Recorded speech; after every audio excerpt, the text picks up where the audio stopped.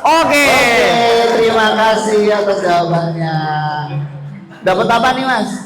dapat permisi. Terima Sama-sama. kasih. Sama-sama. Oke, sekarang kita cari yang cowok. Ayo, calon pemenang dari Ivan. Siapa yang mau sebutin 10 nama teman-teman barunya? Atau boleh anggota, boleh yang lain? Ya. Atau saya aja yang saya ada 10 nih. Emang apa? Ayo, nggak ada nih. Kalau nggak ada, masa nggak ada? Apa? Boleh. Boleh. MC termasuk. Kan kita juga Kan teman kita kalian. juga- Kita teman kalian, guys. Kan kita juga sama-sama Teman. manusia.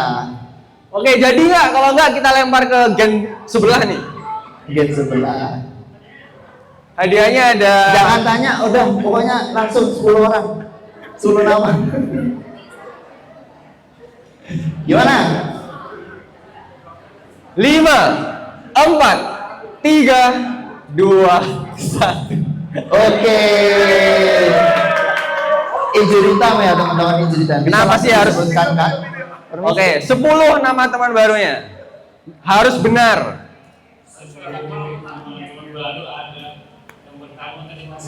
Satu. Nggak apa. Nggak usah kompor Anda. 2, 3, 4, 5,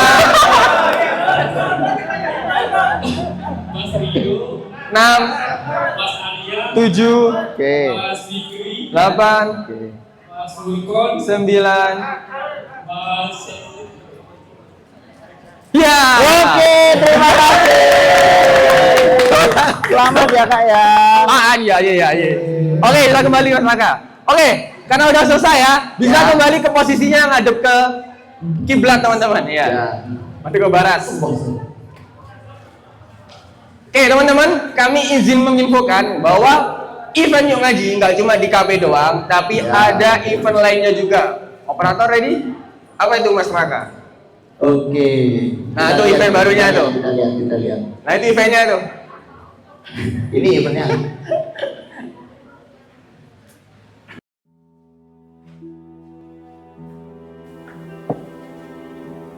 Kita sering memaksa dunia mengerti keadaan kita. Sedangkan hidup di bumi ini bukan hanya kita. Kita bahagia, tapi tidak dengan mereka. Kita senang, namun ada hak yang ditindas oleh kekuatan yang tak berbelas kasihan. Di mana harapan-harapan terhempas oleh kekejaman. Kebenaran selalu menemukan jalannya. Namun, bagaimana dengan nasib kita? Kita harus belajar sejarah dari perjuangan panjang mereka.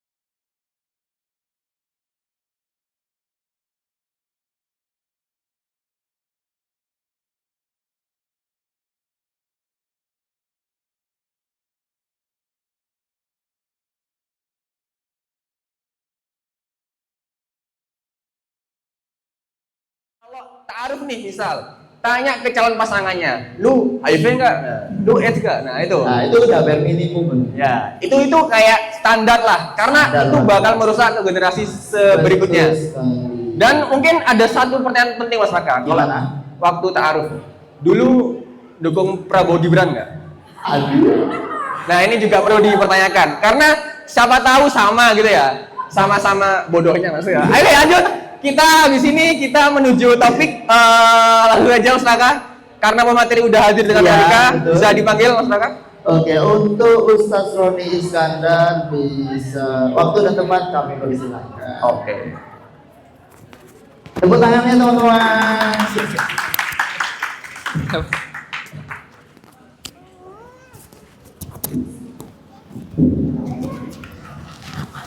Ih, kamu duduk sini, duduk sini. Mariam duduk sini.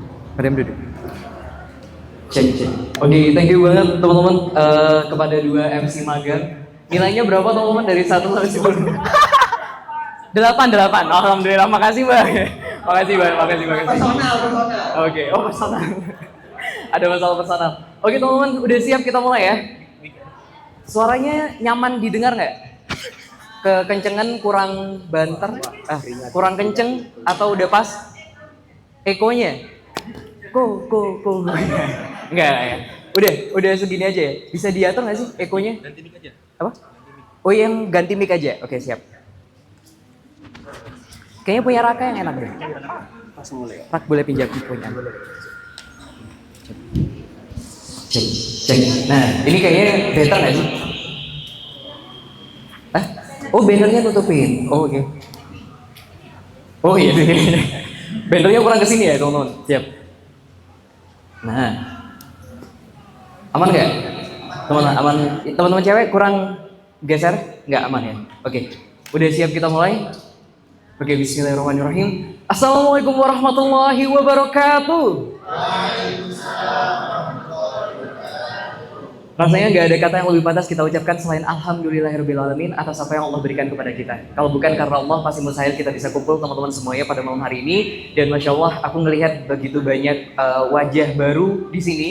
Tapi aku kasih tahu dulu, harusnya bukan aku yang berdiri di depan sini. Harusnya adalah Mas Ansori sesuai dengan janjiku atau informasiku 2 minggu yang lalu. Tapi kalau dari rumah Mas Ansori punya kepentingan di Lombok. Lombok itu adalah tempat pulang kampungnya atau kampungnya istrinya. Jadi teman-teman kita doain semoga Mas Ansori di sana dilancarkan urusannya dan semoga nanti bisa kembali lagi ke Malang untuk melanjutkan dakwah di Malang dengan apa namanya? Dengan penuh berkah dari Allah. Amin ya rabbal alamin. Selanjutnya salawat serta salam semoga tetap tercurahkan kepada junjungan kita Nabi besar Muhammad sallallahu alaihi wasallam, manusia terbaik yang pernah Allah ciptakan di muka bumi ini. Wait, suaranya kayak keluar deh. Yang dari luar kedengeran suaraku nggak? Mas Roy boleh dibantu nggak? Oh nggak, maksudnya keluar masjid. Apa nih? Sebentar.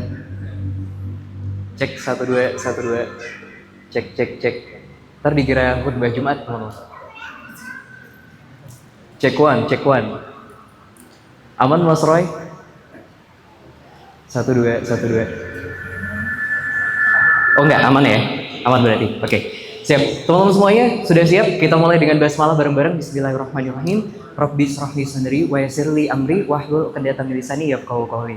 Seperti aku bilang, kajian ini adalah semi series karena ini adalah judul ketiga dari 3 kajian sebelumnya atau dari 2 kajian sebelumnya. Dimana pertama kita ngebahas terkait fisik, yaitu mendadak bareng sama Ustadz Ujian. Yang kemarin kita ngebahas terkait gaji, terkait karir bareng aku, dan hari ini kita akan ngebahas terkait seks dan insya Allah bareng aku lagi. Ya, tidak dengan yang lainnya. Dan judulnya udah terpampang di depan. Judulnya adalah Sex, Treat, or Threat. Teman-teman tahu artinya nggak sih? Nggak tahu artinya. Kalau treat apa teman-teman? Treat apa? Perlakuan. Biasanya itu cenderung perlakuan yang baik. Biasanya kalau di treat itu, kalau apa namanya, ntar aku treat deh, itu biasanya ngasih perlakuan yang baik. Kalau threat apa? Ancaman, benar. Jadi seks itu sebenarnya perlakuan yang baik atau sesuatu yang baik, atau sebenarnya dia ancaman buat kita. Karena, coba kita masuk ya. Ini adalah berita yang cukup menggegerkan kemarin. 522 anak dan remaja hidup dengan HIV di Sidoarjo. Pertama kali aku dengar berita ini, aku minta istriku ngulang sih. Apaan gitu. 500 orang di Sidoarjo ternyata kena HIV. Dan ternyata itu adalah dari kalangan anak-anak. Dan ada 13 orang dari kalangan PAUD dan TK. Dan kalau nggak mungkin dong kita berpikir bahwa anak TK 13 orang melakukan hubungan seksual, jelas tidak mungkin. Berarti yang paling mungkin adalah orang tuanya. Orang tuanya yang melakukan dan ternyata orang tuanya terjangkit HIV dan akhirnya nular ke anaknya. Karena HIV itu adalah salah satu virus yang menular secara transvaginal atau bisa ditularkan ketika ibunya mengandung, maka itu bisa menular kepada anaknya. Gitu ya teman-teman. Nah, selanjutnya kalau kita melihat ke Malang, Dinkes Kota Malang ya, catat 186 kasus. Terakhir kali aku kajian, aku bilang ada 150 kasus di Malang. Ternyata terakhir kali aku akhirnya bikin materi ini, ada 186 kasus. Yang itu nanti didominasi LSL, artinya adalah laki seks laki. Cowok seks dengan laki-laki. Ya, cowok dengan cowok, ibaratnya kayak gitu. Dan teman-teman tahu nggak kenapa akhirnya pada cowok yang berhubungan dengan sesama cowok, penularan HIV itu lebih cepat terjadi. Oh ya, for your information, backgroundku adalah seorang dokter ya teman-teman. Aku dokter hewan, jadi aku akan ngebahas ini dari segi medis sedikit. Kalau teman-teman tahu, mohon maaf ya, dubur atau usus itu tidak diciptakan oleh Allah untuk dimasuki oleh sesuatu dari luar. Oleh karena itu, dindingnya itu tidak bisa terus-menerus digesek oleh sesuatu yang keras dari luar. Dan kalau misal ternyata dia dimasuki oleh, mohon maaf, kelamin laki-laki atau benda apapun itu, maka dia akan lebih mudah ruptur atau dia akan lebih mudah robek. Dan ketika dia robek dan di situ masuk cairan tertentu dari tubuh entah itu apapun, maka di situ kemungkinan untuk HIV itu masuk ke dalam tubuh si orang ini itu lebih gede. Itulah yang menyebabkan akhirnya HIV itu lebih mudah tertularkan dari hubungan seksual lewat dubur. Entah itu laki-laki, entah itu perempuan. Entah itu si suaminya atau pasangan si laki-laki ini mendatangi ceweknya lewat belakang atau mendatangi cowok lain lewat belakang. Intinya dubur itu tidak didesain untuk digesek oleh sesuatu dari luar. Bisa dipahami ya teman-teman. Sehingga akhirnya ketika dia lebih mudah luka, itulah yang menyebabkan akhirnya tingkat HIV pada hubungan lewat dubur itu lebih tinggi dibandingkan lewat, mohon maaf, transvaginal. Kayak gitu. Nah, yang ketiga, kita lihat. Diduga cabuli santriwati pengasuh ponpes di Malang diserahkan ke Polri. Aku cukup kaget ini teman-teman karena istriku itu dari Bantur. Kalau teman-teman tahu, Bantur itu adalah salah satu daerah Malang Selatan dan ternyata ponpes ini ada di Bantur. Dan ponpes ini teman-teman semuanya diduga melakukan pencabulan terhadap santriwatinya selama 30 tahun. Dan itu diturunkan kepada anaknya. Jadi aku nggak habis pikir kayak mengajarkan anak untuk melakukan hal itu tuh gimana gitu. Dan itu di pondok pesantren. Gak kalah lagi yang lebih membagongkan ini kisah istriku ngirim lagi, yaitu adalah seorang guru yang akhirnya mengajak muridnya yang dia yatim piatu untuk melihat guru ini berhubungan dengan suaminya. Setelah mereka selesai berhubungan, maka si anak ini disuruh suaminya untuk disodomi. Itu tuh aku mikir, gimana? Tolong ulangi lagi judul beritanya sampai aku paham gitu maksudnya. Sehingga akhirnya yang diajak itu bukan anak cewek. Paham ya maksudnya? Yang diajak sama si guru ini, yang guru ini which is dia perempuan, dia ngajak seorang muridnya yang itu laki-laki, kalau nggak salah kelas 2 SD, dan dia yatim piatu untuk melihat si gurunya ini berhubungan dengan suaminya. Setelah selesai, maka si guru ini meminta agar suaminya mensodomi si anak SD ini tadi. Itu level berpikir yang gimana ya maksudnya? Yang sampai gak masuk, paham gak sih maksudnya? Kalau itu cewek mungkin masih masuk, tapi begitu itu cowok, aku nggak ngerti apa yang dirasakan si guru ini maksudnya ya. Kenapa akhirnya dia ikut dalam kegilaan ini? Nah, inilah yang akhirnya membuat kita itu benar-benar berpikir sebenarnya seks itu diciptakan oleh Allah untuk apa? Kenapa manusia akhirnya begitu gila ya, mengejar kepuasan terhadap seksual ini, sehingga akhirnya melakukan hal-hal yang di luar nalar sih. di luar nalar, bener-bener di luar nalar. Dalam perjalanan ke sini, istriku ngobrol lagi. Dia ngirim satu berita di Kalibrantas, ditemukan cowok seks sama cowok. I mean, kos 1 jam tuh ada, paham gak sih maksudnya? Kenapa memilih Kali gitu loh? Dari semua tempat, kenapa memilih Kali gitu? Aku nggak ngerti lagi sih. Maksudnya, padahal kos jam-jaman tuh ada gitu, yang kayaknya kalau di kos jam-jaman nggak mungkin digerebek deh, karena itu memang tempatnya gitu. Tapi kenapa memilih Kali ya?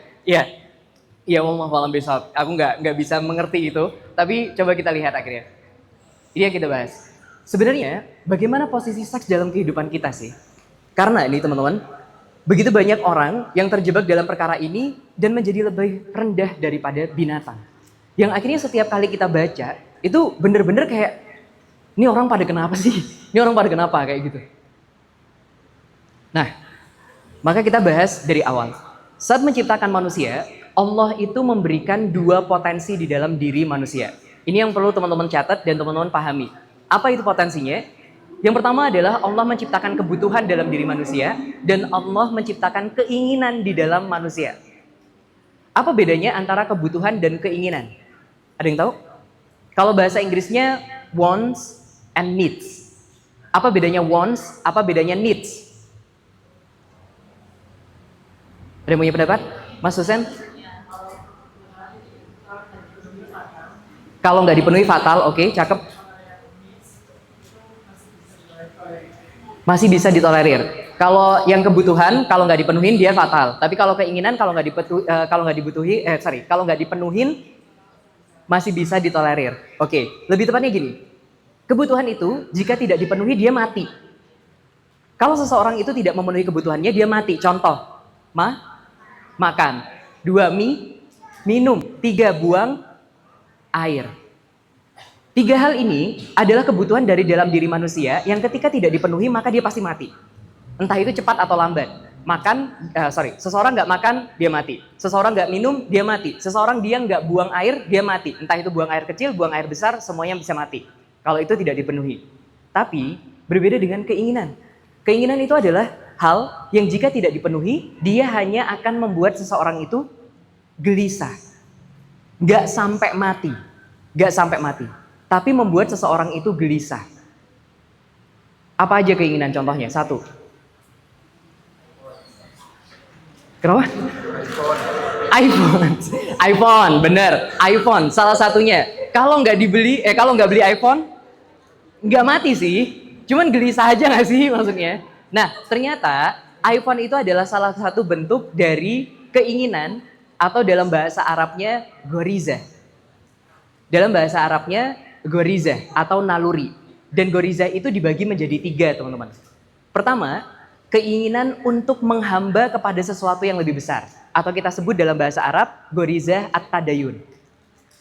Nah, ini adalah keinginan yang kalau dia tidak dipenuhi, maka seseorang itu akan gelisah.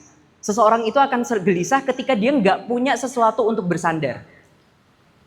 Apapun itu bentuknya, entah itu bentuknya uang, entah itu bentuknya pemikiran, entah itu bentuknya orang lain, entah itu bentuknya adalah Tuhan, dan entah itu bentuk Tuhannya adalah dewa, dewi, atau Allah, atau bentuk yang lain. Intinya dia butuh sesuatu untuk bersandar. Ketika seseorang tidak memiliki sandaran, maka dia akan gelisah. Ketika seseorang nggak memiliki sandaran, maka dia akan gelisah. Yang kedua adalah keinginan untuk mempertahankan diri, atau dalam bahasa Arab kita sebut dengan gorizatun baqo. Salah satu bentuknya adalah mempertahankan prestis, martabat. Salah satu bentuknya adalah iPhone. iPhone itu nggak ngasih apa-apa selain kayak status sosial, paham nggak maksudnya? Selain status sosial. Maka ketika dia tidak dipenuhi, kita nggak mati. Cuman secara status sosial kita jadi rendah dalam tanda kutip. Paham nggak maksudnya? Untuk orang-orang yang akhirnya menggunakan iPhone itu sebagai status sosialnya. Sehingga ketika kita berada di situ, rasanya ketika kita nggak punya iPhone juga, itu akan bikin kita gelisah. Ketika teman-teman kita semuanya punya iPhone. Gak bakal bikin kita mati, tapi hanya akan bikin kita gelisah. Itu yang kedua. Dan yang ketiga, ini yang akan kita bahas. Yaitu adalah keinginan untuk melestarikan jenis. Atau dalam bahasa Arab kita sebut dengan gorizatun nau. Maka bentuknya adalah rasa cinta dan ingin dicintai. Ketika kita tidak mencintai orang lain, itu nggak akan bikin kita mati, tapi akan bikin kita gelisah. Ketika kita tidak dicintai oleh orang lain, juga tidak akan bikin kita mati, tapi akan membuat kita gelisah. Ketika seseorang akhirnya tidak seks, seumur hidupnya tidak pernah melakukan aktivitas seksual, maka seseorang itu tidak akan mati, tapi dia akan gelisah. Karena secara default, keinginan itu udah diinstal oleh Allah di dalam diri kita. Minta ataupun kita nggak minta. Dapat dipahami? Jadi keinginan itu ada 3, keinginan untuk menghamba, keinginan untuk mempertahankan diri, dan yang ketiga adalah keinginan untuk melestarikan jenis. Dan yang akan kita bahas adalah keinginan yang ketiga, keinginan untuk melestarikan jenis. Ada perbedaan mendasar lagi di antara kedua ini, yaitu yang pertama adalah jika tidak dipenuhi, dia mati. Tapi kebutuhan itu juga dipicu dari dalam diri. Contohnya apa? Makan itu, lapar itu, ada makanan, tidak ada makanan, kita tetap lapar nggak sih? Ya kan? Karena kalau memang udah waktunya lapar, ya lapar. Itu karena memang pemicunya bukan dari luar. Bukan ketika lihat sate kita lapar, ketika lihat ketika lihat steak kita jadi lapar lagi, ketika kita lihat makanan yang lain lagi kita jadi lapar lagi, nggak seperti itu. Bisa dipahami maksudnya? Jadi memang pemicunya adalah sesuatu yang dari luar, dari dalam. Tapi berbeda dengan keinginan. Keinginan itu adalah sesuatu yang dipicu dari luar. Contohnya seks. Orang nggak ngapa-ngapain, nggak akan tiba-tiba kepikiran untuk melakukan hal itu maksudnya. Pasti ada triggernya. Entah itu dia ngelihat sesuatu yang akhirnya membangkitkan hasratnya, sehingga akhirnya membuat dia kepikiran terkait hal itu. Tapi secara default, kalau tidak ada pemicunya, maka seseorang itu tidak akan berpikir bahwa dia ingin untuk melakukan hal tersebut. Dapat dipahami ya? Jadi pasti ada pemicunya. Kalau kita udah ngomongin terkait keinginan untuk melestarikan jenis atau keinginan untuk seks. Pasti ada pemicunya. Maka kita akan bahas. Next.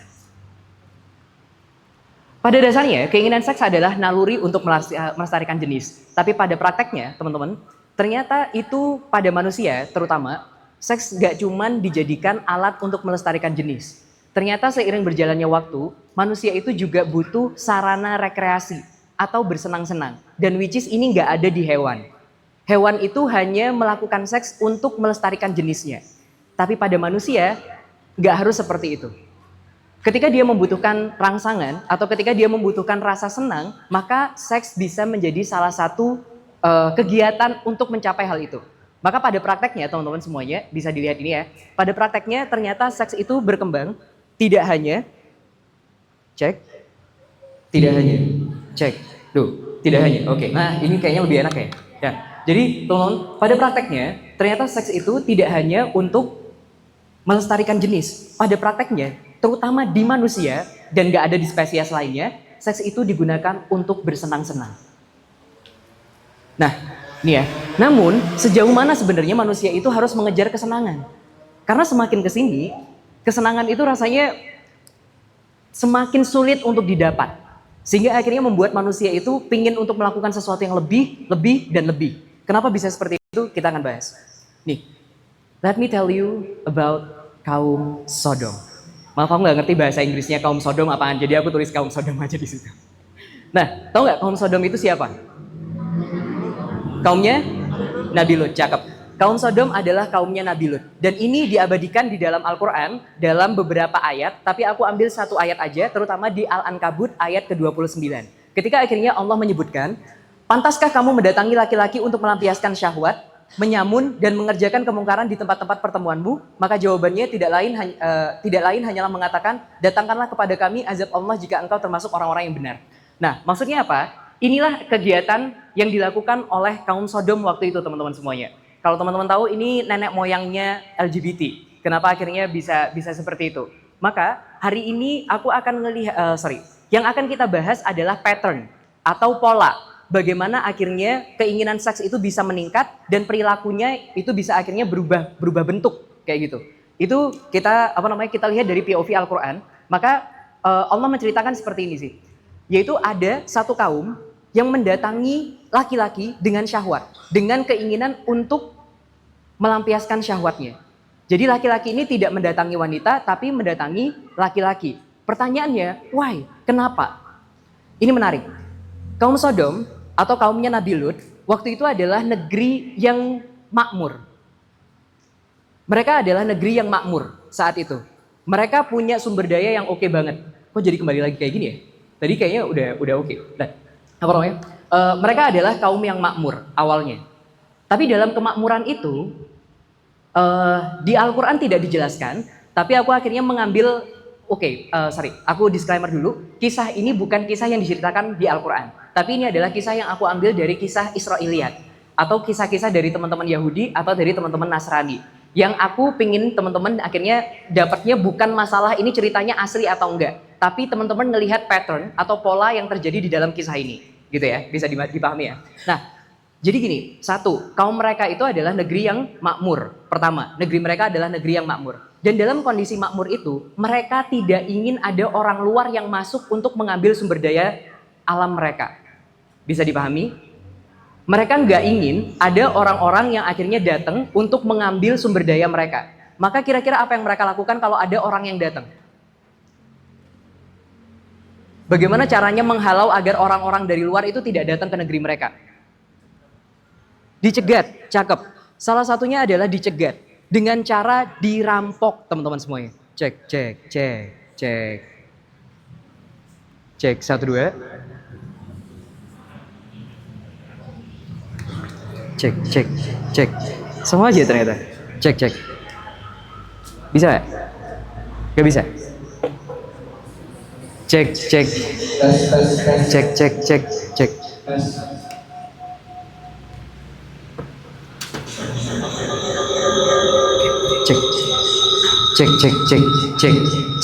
Oke, siap. Gimana caranya agar orang-orang kaum Sodom akhirnya tidak didatangi oleh orang-orang atau tidak ada orang-orang dari luar yang akhirnya masuk ke negeri mereka? Mereka membuat kapok setiap musafir yang lewat di negeri mereka dengan cara pertama merampoknya, menyamun. Menyamun itu perampokan ya, dicegat terus diambili barang-barangnya. Nah, selain itu teman-teman, agar mereka kapok, maka laki-laki dari kaum Sodom itu memperkosa laki-laki musafir. Supaya itu adalah bentuk pelecehan terhadap mereka agar mereka kapok untuk tidak datang ke negeri Sodom. Dapat dipahami ya? Jadi ini adalah bentuk agar akhirnya melindungi negeri mereka. Awalnya seperti itu. Tapi karena proses untuk memperkosa ini dilakukan berulang-ulang, ternyata itu malah menjadi suatu budaya di antara mereka. Dan ketika tidak ada musafir, apa yang terjadi? Sesama mereka. Mereka memilih yang paling cantik di antara mereka untuk diperkosa atau disodomi. Lihat patternnya. Awalnya untuk menghalau orang lain, tapi ketika dia udah terbiasa untuk melakukan itu, membuat dia tidak bisa lagi kembali ke mode awal, yaitu mendatangi perempuan maksudnya. Dan ketika akhirnya nggak ada orang-orang yang bisa didatangi lagi, mereka akhirnya saling mendatangi satu sama lain. Maka ada 3 pattern. Pertama, merampok musafir, merendahkan laki-lakinya, maka menjadi suatu budaya. Jadi ketika akhirnya awalnya dicoba-coba, tapi akhirnya ketika diteruskan menjadi satu kebiasaan mereka. Dan ketika itu Nabi Lut berusaha untuk ngingetin. Ini loh anakku, kawinin deh. Bahkan ditawarin anaknya sendiri bahkan oleh Nabi Lut. Tapi ternyata mereka nggak mau. Mereka memilih tamu yang ada di rumahnya Nabi Lut. Which is itu adalah para malaikat. Yang diserupakan oleh Allah menjadi laki-laki yang ganteng banget. Sehingga akhirnya mereka, aku nggak mau sama anakmu, aku pengennya sama yang di rumahmu, yang laki-laki maksudnya. Maka ya itu ya kata-kata mereka. Kalau kamu emang bener, datengin aja azab buat kita. Dan ternyata benar. Azabnya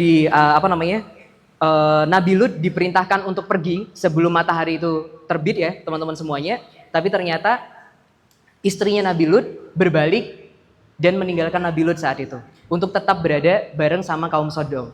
Dan akhirnya benar ketika azab itu datang, tanah itu diangkat, negeri Sodom itu dibalikkan dan dijatuhkan dari atas. Dan sekarang berubah menjadi laut mati. Maka yang kedua, let's talk about brain. Kita akan ngebahas terkait otak. Apa yang sebenarnya terjadi dengan kaum Sodom dan apa yang terjadi sebenarnya dengan negeri kita saat ini. Atau dunia saat ini bahkan. Ini otak ya teman-teman. Ini otak. Maka gini, otak itu sangat dipengaruhi oleh informasi yang masuk kepada dia. Dan perlu diketahui, otak kita secara default bodoh. Perlu diketahui, otak kita secara default bodoh. Tanpa ada yang ngajari, otak kita nggak bisa pintar. Dia perlu dikasih informasi, perlu dididik terlebih dahulu, baru dia akhirnya ngerti. Oh, ini tuh ini. Itu tuh itu. Paham maksudnya ya? Dan ini bukan itu, atau itu bukan ini. Itu kalau sudah ada informasi yang masuk kepada dia. Tanpa informasi, otak kita nggak bisa ngapa-ngapain. Contoh siapa? Anakku. Anakku itu baru bisa ngomong karena sudah diajarin ngomong. Dia bisa jalan karena diajarin jalan. Dia akhirnya bisa melakukan sesuatu karena dicontohkan, akhirnya masuk di dalam otaknya untuk ngelakuin itu. Tanpa ada contoh, maka dia nggak akan bisa untuk melakukan hal ini. Bisa dipahami sampai saat ini ya, sampai detik ini ya. Maka teman-teman semuanya, ini yang pertama, informasi itu masuk ke dalam otak sehingga dia akan berubah menjadi sebuah pemikiran. Dan setelah masuk ke dalam menjadi suatu pemikiran, maka dia akan berubah menjadi keyakinan. Ingat, secara default otak itu bodoh. Maka apa yang terjadi ketika seseorang itu tidak punya referensi sebelumnya, akhirnya dia mencoba hubungan seks antara laki-laki dengan laki-laki, dan pasti dia dapat kenikmatan dari situ. Kira-kira otaknya merekam apa? Melakukan hubungan seperti ini enak. Itu yang ditangkap oleh otak. Otak gak akan menangkap ini salah tanpa ada informasi. Paham maksudnya? Maka pertamanya pemikirannya dimasukin, coba yuk laki-laki sama laki-laki. Dan ketika dilakukan dan dirasakan dan itu masuk ke dalam otak, maka di dalam otak terbentuk satu keyakinan melakukan hubungan seks dengan laki-laki adalah enak. Itu yang terjadi. Maka ketika itu enak, apa yang terjadi teman-teman? Maka diulang lagi tindakannya. Dan itu yang membuat mereka yakin untuk melakukannya. Dan akhirnya ketika tindakan itu diulang-ulang, dia akan berubah menjadi suatu kebiasaan. Dan ketika sudah menjadi suatu kebiasaan dan diteruskan, dia akan berubah menjadi sebuah kepribadian. Secara default, otak manusia bodoh. Apapun yang dimasukkan ke mereka, maka mereka akan secara otomatis merekam hal itu tanpa mengetahui benar salah. Karena otak tidak pernah didesain untuk menentukan ini benar atau salah. Otak hanya didesain untuk merekam apapun yang dimasukkan kepada dia. Kalau nggak percaya, nanti kalau punya anak, coba teman-teman bilang misal, ini hijau. Seumur hidup teman-teman akhirnya ngajarin mereka ini hijau. Maka mereka akan berkata kalau ini warnanya hijau. Dapat dipahami nggak? Kalau tidak pernah muncul informasi lainnya, tidak mungkin otaknya tiba-tiba muncul satu pemikiran bahwa ternyata ini biru, bukan hijau. Dapat dipahami? Maka sama. Kenapa korban pelecehan seksual ketika dia sudah dewasa justru menjadi pelaku pelecehan seksual? Kira-kira kenapa? Karena otaknya ngerekam. Paham gak maksudnya? Otaknya ngerekam ketika pertama dia dilecehkan. Kira-kira ketika dia dilecehkan, dia omongin nggak? Ini pelecehan gitu? Enggak pasti. Pasti pelakunya ngomong ini adalah sesuatu yang normal. Dan mohon maaf, bisa jadi ketika dia dilecehkan itu, dia juga bisa merasakan kenikmatan. Dan ketika itu teman-teman semuanya, dia nggak bisa, mohon maaf ya, dia nggak bisa mengendalikan otaknya. Maka otaknya saat itu merekam bahwa kegiatan ini menimbulkan kenikmatan. Dan jika akhirnya korban ini tidak didampingi dan tidak diberikan referensi lain, bentuk hubungan seksual yang lain, bentuk hubungan seksual yang tepat, maka yang terjadi adalah satu-satunya hubungan seksual yang ada di dalam kepalanya adalah sebagaimana ketika dia dilecehkan. Maka ketika dia besar, teman-teman, apa yang terjadi? Dia akan mengulang sebagaimana apa yang dia diajarkan dulu dalam tanda kutip. Meskipun itu sebenarnya bukan pengajaran bentuknya. Bisa dipahami? Kenapa akhirnya korban pelecehan seksual punya potensi besar untuk bisa menjadi pelaku pelecehan seksual di kemudian hari. Maka ini, otak terbentuk dari setiap referensi yang masuk kepadanya tanpa bisa membedakan mana yang benar dan mana yang salah. Tanpa bisa membedakan mana yang benar, mana yang salah. Ketika udah direkam sama otak, dia cuma tahu, oh ternyata ini, itu sama dengan ini gitu. Dia nggak bisa akhirnya membedakan benar dan salah. Karena memang benar dan salah, itu bukan tugas otak untuk membedakannya. Itu tugas siapa? Itu tugas wahyu. Ada wahyu di sini? Enggak, bercanda. Ya wahyu yang dimaksud adalah dalil dari Allah ya. Yang tahu itu benar dan salah. Sekali lagi, otak tidak pernah didesain untuk membedakan mana yang benar dan mana yang salah. Dia cuma didesain untuk merekam. Apapun yang masuk kepada dia, dia anggap itu suatu kebenaran sampai datang wahyu yang bisa ngajarin dia mana yang benar, mana yang salah. Dan ketika wahyu itu tidak pernah masuk kepada dia, maka dia tidak akan pernah tahu kebenaran itu sesungguhnya apa. Bisa dipahami ya? Sampai sini. Next. Terus gimana mas hubungannya dengan seks? Nih. Otak itu secara default membutuhkan stimulus untuk tumbuh. Secara default, otak itu membutuhkan stimulus untuk tumbuh. Ketika otak akhirnya mendapatkan stimulus itu, apa yang terjadi teman-teman? Dia akan ngerasa senang. Otak itu akan ngerasa senang. Cuman ternyata otak kita punya kemampuan yang namanya adalah hedonic adaptation atau adaptasi hedonik. Ini adalah kemampuan otak untuk beradaptasi terhadap stimulus yang masuk kepada dia. Sehingga akhirnya pada satu titik, teman-teman, stimulus yang sama tidak akan memberikan rasa yang sama lagi. Karena otak sudah beradaptasi terhadap stimulus yang masuk kepada dia. Contoh, hari ini makan daging, seneng. Karena sebelumnya nggak pernah makan daging. Besok dikasih daging lagi, bisa jadi seneng. Tapi besoknya dikasih daging terus, maka kesenangannya akan berkurang. Apa yang terjadi? Kenapa nggak sama yang pertama? Karena otaknya sudah mengalami namanya hedonic adaptation. Yaitu adaptasi hedonik yang membuat otak akhirnya terbiasa dengan stimulus yang ada. Sebenarnya ini adalah kemampuan luar biasa yang Allah berikan untuk kita itu bertahan dalam segala kondisi. Contoh, kalau kita sedih nih, misal ya, kalau kita sedih maksudnya, maka dengan kesedihan yang sama, besok itu sudah level kesedihannya itu bisa berkurang.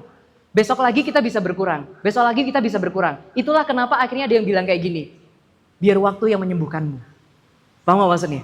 Itu karena pada satu titik, waktu itu akan membuat otak kita beradaptasi dengan rasa sedih yang kita alami selama ini. Maka pada satu titik kita nggak akan lagi ngerasa sedih dengan stimulus yang sama. Misal nih, kita diputusin pasangan kita.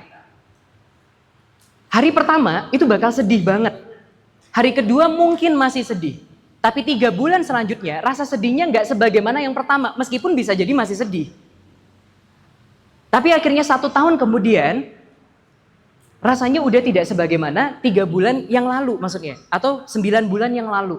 Karena apa? Karena otak kita akhirnya sudah beradaptasi dengan rasa sedih itu. Bisa dipahami ya teman-teman semuanya. Nah awalnya seperti itu konsepnya. Jadi otak dikasih stimulus dia akan seneng. Tapi pada satu titik otak akan beradaptasi terhadap stimulus ini. Sehingga akhirnya rasa seneng itu untuk ditimbulkan lagi membutuhkan stimulus yang lebih besar. Dan ini sejalan dengan hadis Rasulullah. Maka Rasulullah berkata seperti ini. Sungguh seandainya anak Adam memiliki 1 lembah dari emas, niscaya ia sangat ingin mempunyai 2 lembah emas.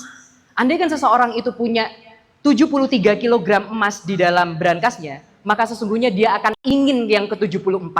Paham maksudnya? Dan setelah itu ternyata bukan punya dia. Ya, kurang lebih kayak gitu. Bisa dipahami ya teman-teman semua. Jadi ternyata karena apa? Karena awalnya bagi dia 1 gram pertama itu menyenangkan banget. Tapi besoknya ketika dapat 1 gram lagi itu udah biasa aja. Begitu akhirnya menyentuh 10 itu udah biasa lagi. Kalau dikasih 1 gram lagi ya udah punya 10 di rumah. Maka dikasih akhirnya 2 gram. Baru saat itu dia ngerasa senang lagi. dikasih 3 gram, dikasih 4 gram. Maka sampai Rasulullah akhirnya mengibaratkan, andaikan seseorang itu dikasih 1 gunung emas atau 1 bukit emas, sesungguhnya dia masih pengen yang kedua. Dan ketika dia udah dikasih yang kedua, jangan harap dia berhenti. Karena dia hanya akan berhenti ketika tanah itu udah masuk ke dalam mulutnya. Artinya, dia udah mati. Seseorang itu diciptakan dalam tanda kutip secara default gak akan pernah puas dengan apapun yang dia masukkan ke dalam dirinya. Karena apa? Karena ini, otak akhirnya punya kemampuan untuk beradaptasi kepada setiap stimulus yang masuk kepada dia. Terus gimana dong? Akhirnya jadinya kayak gini. Kalau kita bikin kurva, stimulus dan kesenangan, maka gini teman-teman. Di level pertama, stimulus segini, itu akan mendapatkan kesenangan yang seperti ini. Tapi di hari besoknya, stimulusnya harus meningkat. Di hari besoknya, stimulusnya harus meningkat lagi. Agar mendapatkan kesenangan yang sama.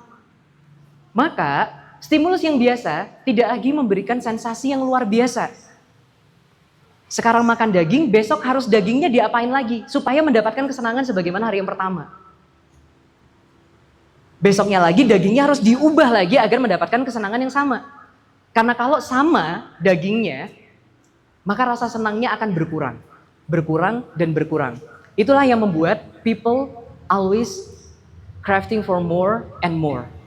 Orang akan selalu membutuhkan lebih dan lebih untuk setiap harinya untuk mendapatkan kesenangan yang sama sebagaimana yang dia dapatkan kemarin. Akhirnya terjadi eskalasi stimulus. Maka stimulus yang harus didapatkan oleh dia harus lebih dahsyat lagi daripada sebelumnya. Dan ternyata ini juga berhubungan dengan seks. Kenapa begitu? Coba kita lihat ini. Ini adalah revolusi seks yang terjadi di barat, teman-teman semuanya. Ini kalau teman-teman sering lihat film barat, maka teman-teman akan bisa ngelihat film barat di zaman dulu dengan film barat di zaman sekarang itu beda. Sampai istriku tuh bilang kayak gini, sekarang payudara itu udah gak ada artinya lagi di barat. Paham gak maksudnya? Karena cewek telanjang dada di film barat itu udah kayak cowok telanjang dada di pantai, paham gak maksudnya? Jadi udah biasa. Yang disensor di barat itu cuman kemaluan, bahkan pantat gak disensor. Tapi zaman dulu paling banter adalah ciuman. Di Indonesia paling banter masuk kamar, tiba-tiba mati lampu, besoknya minggu depannya hamil ternyata gitu. Itu zaman dulu kayak gitu. Kalau sekarang ada adegannya. Gak percaya nonton film horor maksudnya. Di situ sangat dijelaskan dengan detail prosesnya seperti apa bahkan. Gitu ya. Maka teman-teman gini, ternyata dulu Eropa itu juga diikat oleh nilai agama. Dan nilai agama yang paling berkembang di Eropa adalah Nasrani.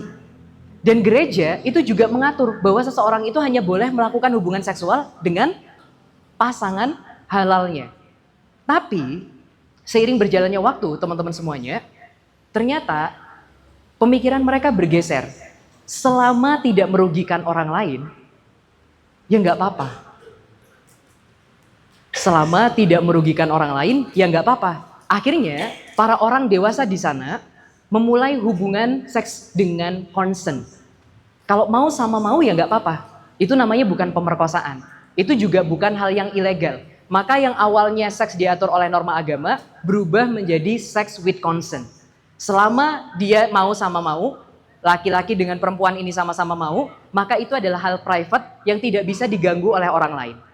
Karena itu tidak merugikan siapapun menurut mereka. Setelah itu, ternyata berkembang lagi, yang boleh seks bukan hanya orang dewasa. Tapi anak-anak yang udah mulai puber, boleh melakukan seks dengan cara safe sex. Artinya adalah seks yang aman. Bahkan di tempat mereka, sosialisasi seks itu adalah membagikan kondom secara gratis. Bahkan ibunya mengingatkan anaknya itu dengan cara gini, jangan lupa kondomnya dibawa ya Nduk. Bahkan dititipi kondom anak-anaknya itu tadi. Karena mereka menganggap hal ini nggak bisa dikontrol. Tapi seks dengan aman itu adalah sesuatu yang kita bisa kontrol. Paham maksudnya? Bahkan ibunya atau bapaknya yang mengedukasi mereka bagaimana cara pakainya. Agar mereka akhirnya ya tidak hamil di luar nikah lah. Ibaratnya gitu. Nah selanjutnya ternyata itu nggak cukup. Karena ternyata ketika seseorang itu sudah menikah, mereka tidak bisa puas dengan pasangannya sendiri. Kenapa teman-teman? Balik lagi di sini. Stimulus yang sama tidak lagi memberikan sensasi luar biasa.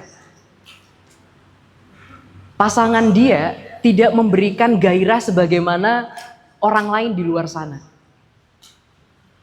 Sehingga akhirnya di barat mulai terjadi budaya untuk selingkuh. Dan ketika akhirnya selingkuh itu semakin banyak, mereka tidak punya aturan yang memaksa manusia itu agar tidak selingkuh. Akhirnya, karena mereka tidak punya aturannya, ya udah aturannya sekalian diubah aja. Gimana kalau selingkuh itu boleh asalkan with consent? Kalau akhirnya pasangan ini bilang bahwa setuju satu sama lain, kita boleh tidur dengan siapapun dan kita nggak boleh cemburu, maka boleh. Meskipun akhirnya pasangan halalnya itu A sama B misal. Tapi A itu boleh akhirnya berhubungan dengan C dan B boleh berhubungan dengan D. Asalkan mereka dua-duanya sama-sama mau. Itu yang namanya kita sebut dengan open relationship. Sorry. Next. Ya, ini ya, open relationship. Nah, ternyata setelah open relationship sendiri teman-teman, stimulasi itu juga tetap kurang ternyata sama orang lain. Gimana dong? Apa yang bisa lebih dahsyat daripada hubungan dengan orang lain? Yang lebih dahsyat adalah hubungan dengan orang lain tapi sesama jenis. Maka akhirnya berubah menjadi LGBT.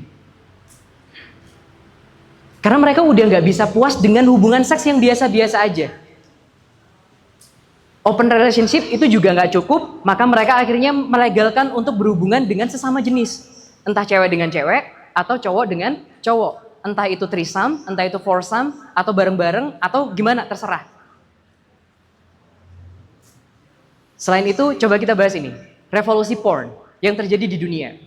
Ini adalah revolusi yang terjadi di industri pornografi. Pornografi dulu teman-teman semuanya, bentuknya adalah majalah. Di mana ini hanya bisa diakses oleh kalangan-kalangan tertentu yang punya uang untuk beli majalah ini dan tahu tempat untuk belinya. Tapi seiring berjalannya waktu, maka berubah. Di zamanku dulu, nyewa CD itu adalah hal yang biasa kita lakukan. Kalau mau nonton sesuatu, kita nggak nonton di LK21.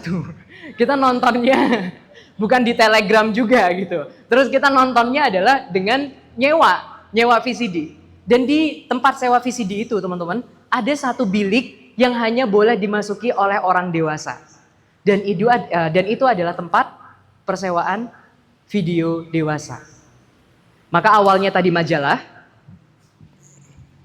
lalu berkembang menjadi bentuknya DVD. Dalam DVD ini, itu udah mulai bisa diakses di rumah. Meskipun harus tetap effort keluar dulu, beli DVD-nya, terus baru diakses di rumah. Tapi setelah itu muncul era internet, di mana akhirnya setiap orang itu bisa mengakses video porno itu di internet. Tapi waktu itu internetnya baru berupa warnet. Bahkan ketika aku ngobrol sama Mas Aan ya, temanku, di zaman kita teman-teman, ada warnet yang biliknya itu agak nyelempit ibaratnya. Karena itu digunakan untuk nonton plus berhubungan juga di situ. Di zamanku, waktu kecil, which is itu masih 2013-an, 2011-an. Next, setelah internet, ternyata muncul, gak cuman akses video, sekarang ada video live.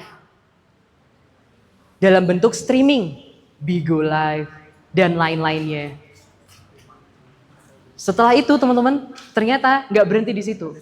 Ternyata setiap sekarang, itu menjadi sebuah ladang buat konten kreator. Di mana nanti ada satu platform, contohnya namanya OnlyFans, di mana itu adalah platform setiap orang bisa upload videonya sebagaimana YouTube. Dia punya channel gitu, tapi itu tentang video porno dia. Dan dia promosinya di FB Pro, dia promosinya di Instagram. Kalau pengen lengkap ke link ini ya, kalau pengen lengkap di link ini ya. Itu yang kalau kamu pengen tahu terkait aku di link ini, di link ini, dan di link ini. Dan itu bukan hal tabu lagi, itu sudah menjadi sebuah pekerjaan resmi di sana. Tidak lagi menjadi artis video porno, tapi setiap orang bisa menjadi konten kreator video porno. Dan bisa menjadi pelakunya di situ. Dan udah mendapatkan ya monetisasi, uang. Tapi jangan salah, industri porno mereka itu bahkan memberikan biaya pendidikan. sebagai bentuk CSR-nya mereka. Dan itu jauh lebih besar daripada, nggak tahu ya, Universitas Republik Indonesia mungkin. Semoga Universitas Republik Indonesia lebih besar daripada itu ya. Dan which is saya nggak tahu itu kapannya. Nah, intinya kemajuan teknologi akhirnya mempermudah akses distribusi stimulus. Terus dampaknya buat kita apa? Nih, maka let's talk about PMO. Aku pengen teman-teman aware terkait ini, gak cuma buat laki-lakinya, tapi aku teman-teman buat cewek-ceweknya harus aware terkait hal ini juga. PMO itu adalah gabungan dari 3 hal, yaitu adalah porn, masturbation, and orgasm. Apa itu? Ini adalah suatu kegiatan yang melibatkan 3 komponen hal ini. Yang pertama adalah menonton video porno, yang membuat seseorang itu terangsang, sehingga akhirnya seseorang ini melakukan yang namanya masturbasi, atau memuaskan dirinya sendiri, entah itu dengan alat ataupun dengan anggota tubuh, sampai dia mencapai yang ketiga adalah orgasme. Apa yang terjadi ketika akhirnya seseorang ini melakukan PMO, teman-teman? Yang terjadi ini, otaknya akan kebanjiran dengan stimulus. Otaknya akan terbanjiri dengan rangsangan. Apa dampaknya emangnya kalau dia PMO terus? Maka teman-teman satu ini, kalau teman-teman ngikutin dokter-dokter andrologi, maka mereka akan bilang gini ya, salah satu alasan kenapa cowok mengalami disfungsi ereksi ketika akhirnya dia menikah, itu bukan karena fisiknya bermasalah. Tapi yang bermasalah adalah otaknya. Karena otaknya sudah terbiasa untuk melihat hal porno. Hal porno itu diproduksi untuk kepuasan. Sehingga, mohon maaf, desahannya itu buatan. Actingnya itu buatan. Bahkan bentuknya itu dibikin standar harus seperti itu. Yang membuat teman-teman semuanya, kalau teman-teman tahu ya, Allah itu udah menciptakan kita, itu udah sesuai dengan spek yang tepat di setiap tempat. Maka mohon maaf nih, ini yang membuat laki-laki itu tidak percaya diri adalah ketika laki-laki Indonesia membandingkan kemaluannya dengan laki-laki Eropa ataupun dari Afrika. Which is itu nggak sama. Memang Allah desain nggak sama. Dan itu yang membuat mereka akhirnya overthinking karena mereka menganggap standar untuk melakukan hubungan seksual adalah porno. Harus desahannya sedahsyat itu, gayanya harus seliar itu, atau punya body yang sebagus itu. Sehingga akhirnya ketika mereka melakukan sendiri dengan pasangan halalnya, yang pasangan halalnya itu sebenarnya tidak pernah menuntut apa-apa, tapi karena di dalam otaknya referensi yang ada adalah begitu banyak video porno, itu yang membuat dia nggak percaya diri ketika akhirnya melakukan hubungan seksual secara halal. Dampaknya apa? Dampaknya ini. Para anak hijrah berpikir kalau dia PMO, solusinya adalah menikah. Dia mikir kalau dia kebanyakan colai, maka jawabannya adalah menikah. Biar apa? Biar ada pelampiasannya, Mas. Sorry. Ini yang terjadi. Disfungsi ereksi. Dia nggak bisa berdiri di hadapan istrinya sendiri. Karena apa? Karena rangsangan yang diberikan istrinya tidak akan sebagaimana rangsangan yang diberikan oleh aktor video porno tadi. Yang dipilih, mohon maaf, bodinya yang paling besar misal. Atau yang tadi aku bilang desahannya paling liar. Yang which is itu tidak mungkin dipelajari oleh mbak-mbak soleha ini, paham gak maksudnya? Karena mereka tidak didesain untuk itu. Untuk video porno tadi untuk memuaskan begitu banyak orang dan agar orang itu nonton lagi, dan nonton lagi. Karena mereka memang tidak pernah didesain untuk melakukan hal-hal liar itu tadi. Tapi masalahnya, otak-otak laki-lakinya udah dipenuhi bahwa rangsangan itu harus kayak gitu. Kayak tadi aku bilang, kalau tidak ada referensi yang tepat yang masuk, maka otak itu hanya merekam apa-apa yang dimasukkan kepada dia. Kalau yang dimasukkan kepada dia adalah bentuknya seperti itu, gayanya seperti itu, dimulainya caranya seperti itu, di endingnya caranya seperti itu, maka akhirnya ketika dia coba sendiri dan ternyata tidak seliar itu, maka dia nggak bisa akhirnya berperilaku sebagaimana seharusnya. Maka yang terjadi pertama adalah disfungsi ereksi, bukan karena fisiknya bermasalah, tapi yang bermasalah adalah mentalnya. Yang kedua, ketidakpuasan seksual. Karena ternyata lawan mainnya tidak seliar yang dia tonton di video porno. Yang ketiga, perceraian. Tahu nggak kenapa? Karena istri berhak menceraikan suami yang tidak bisa memuaskan dia secara batin. Dan itu secara syariat itu diperbolehkan. Ketika akhirnya mohon maaf, laki-lakinya nggak bisa berdiri. Maka istri berhak untuk meminta cerai. Dan kalau sudah perceraian apa yang terjadi? Penelantaran anak. Gak mau kamu aja, gak mau kamu aja.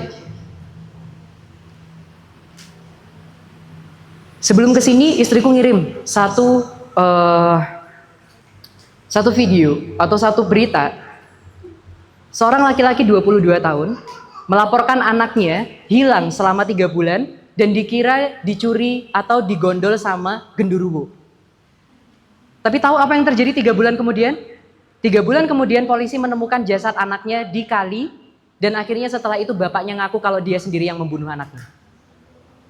Tahu kenapa? Karena anaknya gak berhenti nangis.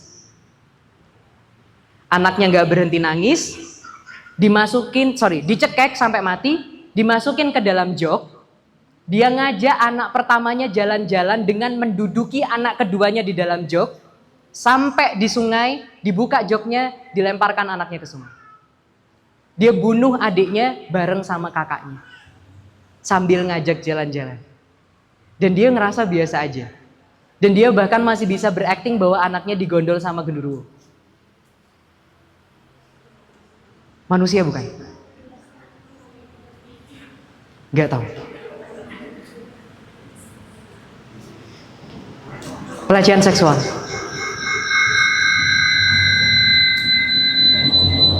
Langsung ada efek suaranya gitu ya. Ketika nyebutin satu kata ini gitu ya. Kenapa akhirnya terjadi pelecehan seksual? Contohnya di pondok pesantren tadi, padahal dia udah punya istri tempat dia bisa ngelakuin gaya helikopter, gaya kodok, gaya apa terserah, kayak naik becak, apa-apa terserah. Maksudnya, kenapa dia harus ngelakuin pelecehan seksual? Karena otaknya udah nggak bisa distimulus dengan cara yang sama lagi. Dan ketika itu dia punya akses. Dan salah satu sahabat kita, namanya Mas Naufal, Mas Naufal menceritakan salah satu kasus yang dilaporkan kepada ibunya, di mana ibunya salah satu pengurus pondok pesantren, di mana ada satu kasus di Kediri teman-teman semuanya. Di situ adalah pelecehan terhadap santrinya yang dipilih yatim. Sengaja dipilih yang gak punya orang. Jahat banget ya? Jahat banget. Padahal dia punya pasangan halal. Tapi dia milih untuk ngelakuin pelecehan seksual. Karena dia udah nggak bisa puas dengan pasangan halalnya tadi. Karena standarnya udah beda. Dia membutuhkan stimulasi yang lebih liar lagi, lebih liar lagi. Dan dia kebetulan punya akses untuk itu. Dan yang terakhir, ketika akhirnya nggak puas dengan cewek-cewek itu tadi, masih ada cowok-cowok yang lain. Di Malang, berapa kali akhirnya orang tua dalam tanda kutip menjajani anak-anak kecil, ngasih uang jajan dengan iming-iming uang jajan hanya untuk mensodomi mereka semua.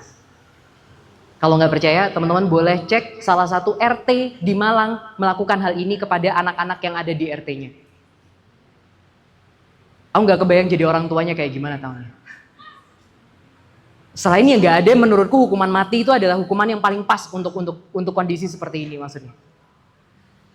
Sampai teman-teman kalau tahu juga ada satu berita seorang bapak memperkosa anaknya sendiri, which is itu sampai sekarang nggak masuk akal sih menurutku. Itu karena aku punya anak cewek. Pada beberapa kali aku mandiin dia, pada beberapa kali aku yang nyebokin dia, pada beberapa kali aku yang gantiin dia pakaian, aku yang ngelihat dia lahir. Dan aku harus dengar satu berita, ada bapak di luar sana yang tega menyentuh anaknya sendiri, bahkan bilang upload di media sosial, sebelum ada yang nyoblos biarin aku yang ngerasain dulu.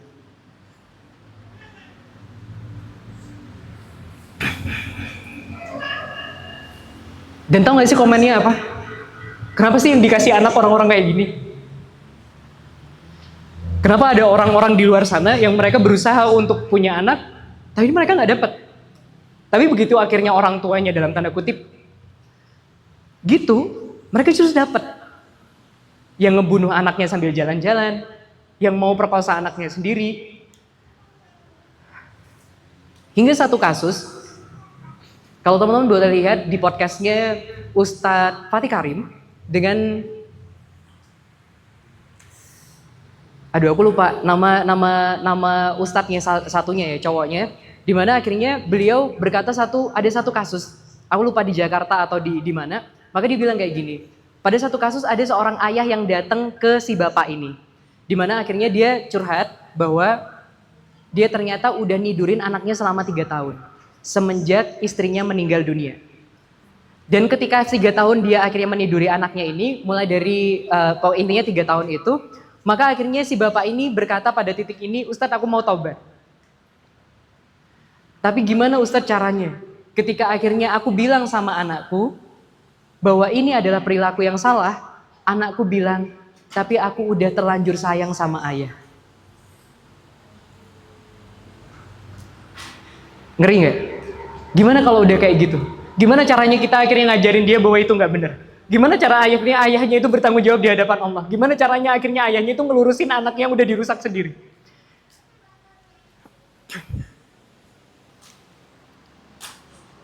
Itu ini ya. Hari ini kita hidup di era di mana kelamin kita lebih cepat dewasa dibandingkan otak kita. Kelamin kita lebih cepat dewasa dibandingkan otak kita. Which is itu membuat kita bingung kita harus gimana. Gimana kalau ternyata kelamin ini lebih cepat dewasa dibandingkan otak? Maka ini. Bersyukurnya Allah itu nyiptain otak kita plastis. Karena Allah tuh tahu banget kita itu bodoh. Karena Allah tahu banget kalau kita itu pasti ngelakuin kesalahan dan memperlakukan otak kita itu dengan cara yang tidak tepat. Maka Allah akhirnya bentuk atau ngasih kesempatan agar otak itu bisa di-reverse atau bisa diperbaiki. Maka Allah memberikan satu sifat namanya adalah neuroplastis kepada otak, di mana otak bisa akhirnya diperbaiki dan dikembalikan ke bentuk yang benar itu kayak gimana. Maka otak diberikan satu kemampuan untuk belajar hal baru lagi ketika dia udah kadung rusak. Kalau dia udah kadung merekam sesuatu yang salah, maka otak itu punya kemampuan untuk mereverse hal itu atau memperbaiki hal itu dan memperbaikinya dengan sesuatu yang benar. Tapi sayangnya teman-teman, dia butuh waktu lama dan effort yang luar biasa. Bayangin kalau kita kenal PMO dari umur 11 tahun dan sekarang kita udah 25 tahun. Bayangin kita udah akhirnya ngelakuin pornografi, masturbasi, dan orgasme selama 14 tahun. Maka kita berharap 1 tahun tobat terus akhirnya kita selesai dengan itu semua. Gak bisa. Kita gak bisa berharap sesuatu yang kita udah tanamkan setiap hari, kita latih kepada otak kita untuk berubah dalam waktu sekejap. Tapi harapan untuk itu ada. Allah ngasih harapan untuk kita untuk memperbaiki itu ada. Tapi Allah juga bilang bahwa ini butuh waktu yang lama. Dan gak bisa instan. Maka itu kita butuh satu circle atau satu sistem yang akhirnya membuat kita itu teguh untuk selalu istiqomah untuk kembali lagi. Karena kalau enggak bisa relapse namanya. Yaitu adalah ketika taubat maksiat, taubat maksiat, taubat maksiat. Karena nggak ada satu sistem yang mencegah seseorang itu relapse. Atau nggak ada satu sistem yang akhirnya membuat seseorang itu ketika dia relapse, dia bisa kembali lagi. Relapse itu adalah kegiatan kembali ke kemaksiatan yang udah ditaubati, ibaratnya kayak gitu. Terutama kalau dalam kasus PMO, maka dia udah bilang bahwa ya Allah ini udah yang terakhir, tapi ternyata pada satu titik dia kembali lagi PMO. Maka itu namanya relapse. Dan dia butuh sesuatu yang kekuatan yang kuat ya, untuk akhirnya menjaga agar dia nggak seperti itu. Maka ini aku bilangnya, ini dia punya kemampuan untuk belajar, untuk memperbaiki dirinya yang rusak, tapi sayangnya itu butuh waktu yang lama dan nggak mudah. Nah ini ya, maka kamu nggak berekspektasi sesuatu yang udah kamu rusak bertahun-tahun untuk kembali dalam waktu yang instan. Maksudnya kayak gitu. Maka coba kita next. Terus gimana dong? Beruntungnya otak itu hanya bisa fokus satu hal dalam satu waktu. Maka ingat tadi, seks itu adalah hal yang di-trigger dari luar. Selama kita tidak memberikan trigger itu masuk kepada otak kita, maka otak kita tidak akan berpikir ke arah sana. Maka artinya ketika otak kita disibukkan dengan trigger yang lain, itu akan menyibukkan otak kita untuk tidak berpikir ke arah seks. Maka buat teman-teman yang ingin sembuh dari PMO, gimana caranya? Adalah membelokkan fokus otak kita kepada sesuatu yang tidak memunculkan birahi atau memunculkan stimulus untuk rangsangan ke arah sana. Maka teman-teman, ini otak itu hanya bisa fokus dalam satu waktu. Nah, keinginan seks tidak akan muncul jika tidak ada stimulasi di arah sana. Maka kita harus mengganti stimulasi seks dengan sesuatu yang lain. Belajar, olahraga, datang ke kajian pekanan. Karena apa? Teman-teman bisa aja di rumah dengerin ustadz yang lebih jago daripada aku. Dengerin pembicara yang lebih pintar, lebih komprehensif daripada aku. Tapi ada satu hal yang teman-teman gak bisa dapetin ketika di rumah. Yaitu fokus. Karena paling enggak ketika teman-teman datang ke sini, ada waktu di mana teman-teman gak perlu mikir ke arah sana. Ada waktu sejenak ya, yang bikin teman-teman gak akan mungkin merencanakan untuk nonton paling tidak ke arah sana. Ketika teman-teman akhirnya datang ke sini, kemungkinan untuk ngelakuin itu lebih kecil daripada ketika teman-teman akhirnya nonton kajian sendirian di rumah. Ketika akhirnya bosan sama ustadznya, teman-teman bisa scroll yang lain maksudnya. Dan itu bisa akhirnya menimbulkan sesuatu yang ya ke arah sana. Tahu nggak kenapa? Karena porn itu didistribusikan tidak harus dengan sesuatu yang eksplisit. Tapi bisa juga sekarang ada yang namanya soft porn. Terong, ketemu ketemu apa donat misal, atau donat ada sate, ada tusuk satenya misal kayak gitu. Jadi memang diibaratkan ke sana karena itu ternyata adalah bentuk soft porn. Itu adalah bentuk untuk menstimulasi otak manusia ke arah sana memang. Dan sekarang gak cuman cewek-cewek yang pakai hot pen ya, tapi cowok-cowok pakai hot pen tuh makin banyak. Yang pamer ototnya, yang pamer mereka lagi nge-gym, tapi ternyata lagi pamer kemaluannya gede misal kayak gitu. Dan itu banyak banget. Kita mikirnya kita perlu konten olahraga, tapi ternyata yang terstimulasi bukan olahraganya, tapi ke arah yang lain. Dan itu mengerikan. Dan itu mengerikan banget. Maka ini, terus gimana dong solusi dari Islam? Kerennya, ini kata Islam. Gudul, basar. Apa kata Rasul? Mengalihkan pandangan. Apa sih artinya mengalihkan pandangan? Nih ya, artinya adalah kita nggak fokus ke arah sana. Bukan menundukkan pandangan ya. Karena semakin ditundukkan semakin kelihatan jelas biasanya. Semakin menduduk malah semakin jelas. Maka bukan menundukkan pandangan tapi akhirnya mengalihkan pandangan ke arah yang lain maksudnya. Jadi maksudnya teman-teman, karena apa? Karena gini, kita itu nggak bisa mikir kayak gini ya. Aku kuat kok orangnya. Kalau cuman ngelihat kayak gini toh nggak akan berefek pada kita. Nggak bisa. Tahu nggak kenapa? Karena informasi itu ibarat makanan. Makanan itu bisa kita pilih kalau masih ada di luar. Ada baygon, ada baygon harum stroberi dengan jus stroberi. Itu bisa dipilih kalau di luar. Paham maksudnya? Oh iya, aku pilih jus stroberi. Tapi kalau udah terlanjur masuk nih di tenggak baygonnya itu, maka itu sudah secara otomatis mempengaruhi tubuh. Sama kayak tontonan. Tontonan itu bisa dipilih kalau dia belum diputer. Tapi begitu udah dilihat, itu udah secara otomatis mempengaruhi tubuh kita. Maka kita nggak bisa bilang, aku kuat kok orangnya, kalau nonton kayak begini aja nggak bakal ngefek buat aku. Nggak bisa. Karena begitu akhirnya masuk, sebagaimana baygon tadi, ketika akhirnya masuk, udah pasti secara otomatis mempengaruhi tubuh besar atau kecil. Sedikit atau banyak. Sama kayak porn. Porn itu mau dalam bentuk yang kecil atau besar, atau sedikit atau banyak, sekali dia masuk secara otomatis dia akan mempengaruhi seseorang. Yang kedua, puasa kata Rasul. Puasa itu artinya apa teman-teman? Puasa itu ternyata fungsinya adalah untuk mereset hedonic adaptation. Agar kita itu tidak melakukan eskalasi stimulus terus-menerus. Kalau teman-teman ngerasa kayak udah nggak puas dengan makanan yang ada di sekeliling kos, itu bukan berarti harus beli makanan yang di luar sana. Tapi bisa jadi teman-teman hanya butuh mereset hedonic adaptation-nya. Dengan cara apa? Dengan cara puasa. Setelah puasa, yakinlah makanan yang di sekeliling kos itu jadi lebih enak lagi. Jadi enak lagi. Bisa dipahami nggak maksudnya? Artinya teman-teman tuh nggak butuh sesuatu yang lebih lagi. Setelah viral di sini, teman-teman nyobain bakso viral di sana, atau stick viral di sana, atau yang mana lagi.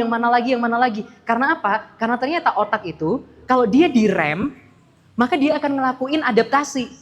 Dan ketika dia adaptasi, maka stimulus yang dibutuhkan menjadi lebih rendah daripada kemarin. Dan ketika itu akhirnya kita nggak perlu boros untuk membelikan makanan yang lebih mewah lagi atau yang lebih banyak lagi. Kita cukup membelikan makanan yang kemarin yang kita makan, tapi ketika kita dalam kondisi puasa, maka itu menjadi reset lagi. Gimana kalau aku udah terlanjur menikah dan ternyata aku nggak puas dengan pasanganku? Puasa. Puasa, banyak-banyakin ngelihat pasangan, kurang-kurangin ngelihat pasangan orang lain. Maka dengan seperti itu teman-teman, istrimu akan jadi jauh lebih cantik. Suamimu akan jauh lebih ganteng. Karena apa? Karena otaknya jadi kereset lagi. Tapi untuk mereset otak yang udah dimasukin stimulus bertahun-tahun, pastinya juga butuh waktu bertahun-tahun. Tapi kalau nggak dimulai dari sekarang, otak kita udah terbiasa dengan stimulus yang dulu. Maka sebelum teman-teman nikah, sebelum buru-buru memutuskan menikah karena udah terlalu sering coli, mohon maaf. Selesaikan itu dulu. Karena istrimu tidak bertanggung jawab atas PMO kalian. Dan suamimu juga tidak bertanggung jawab atas PMO yang teman-teman hadapi saat ini. Yang bertanggung jawab atas PMO kita adalah diri kita, bukan pasangan kita. Yang bisa memuaskan kita secara seksual, itu adalah karena kita melatih otak kita untuk tidak terus-terusan terangsang dengan sesuatu yang sebenarnya bukan digariskan oleh Allah. Dengan mereset lagi dia kembali ke state dasar sehingga akhirnya kita bisa puas dengan apa yang udah Allah berikan kepada kita. Menikah hanya akan menjadi pakaian buat teman-teman ketika teman-teman tidak melihat pakaian orang lain. Tapi ketika teman-teman terus-terusan melihat pakaian orang lain, maka yakinlah menikah bukan solusinya. Tapi mengalihkan pandangan, nundukin pandangan dari orang lain, itulah solusinya. Maka buat teman-teman yang mohon maaf kecanduan untuk melakukan masturbasi, jawabannya bukan nikah, Mas. Jawabannya adalah mengendalikan hal itu baru menikah. Karena istrimu nggak boleh jadi korban atas apa-apa yang sebenarnya teman-teman rusak sendiri. Dan begitu pula dengan mbak-mbaknya. Dapat dimengerti sampai sini? So pertanyaannya, kesimpulannya ternyata. Pada dasarnya, syahwat itu akan memberikan kenikmatan ketika diletakkan pada tempat yang tepat. Sayangnya, syahwat itu akan menjadi malapetaka ketika ia diletakkan di tempat yang salah. Maka teman-teman semuanya, kita butuh tujuan yang lebih besar yang bisa mimpin syahwat ini sebenarnya diarahkan arah mana. Karena tanpa pemimpin, syahwat itu akan semakin liar, dan semakin liar. Dan tak ada yang lebih tahu tentang benar dan salah kecuali wahyu. Maka nikahilah wahyu. Enggak ya, teman-teman.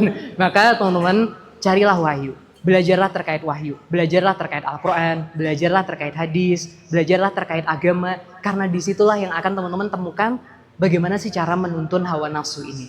Dan salah satunya, mohon maaf aku harus promosi, adalah dengan mengikuti kelas eksekutif Yuk Ngaji. Karena di situ teman-teman semuanya, kita akan diajari dari dasar. Kenapa sih sebenarnya hidup ini diciptakan oleh Allah? Allah tuh beneran ada gak sih? Kalau dia ada, dia maunya kayak gimana sih kepada kita?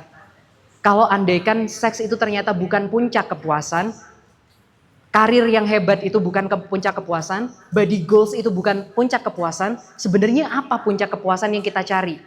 Jawaban itu bisa teman-teman temuin di kelas eksekutif Yuk Ngaji. Tapi pertanyaannya sekarang adalah, so sex, treat, or trend? Aku kembalikan ke MC.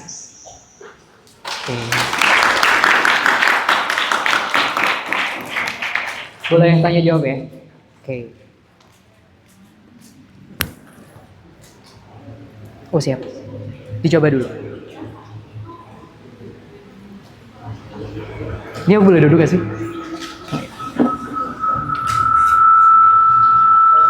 Cek. Coba, bisa? Kalau nggak bisa coba ini.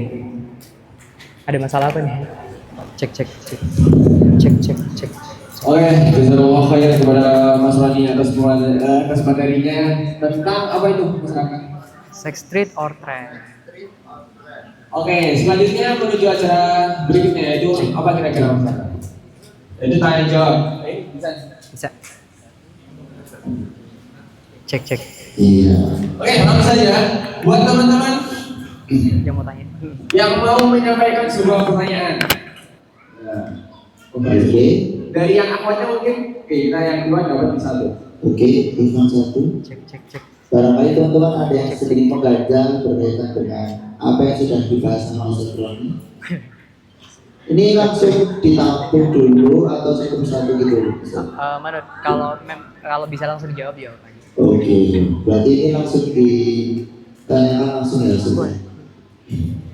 Baik, buat Cek. Mas siapa bisa berkenalan dulu? Assalamualaikum warahmatullahi wabarakatuh. Waalaikumsalam warahmatullahi wabarakatuh. Maaf nama saya Ahmad Hussein. Izin tanya. Ada sekarang nambah dengan 8. Masya Allah sekali. Cuma akan saya singkatkan 2 aja dengan tugasnya.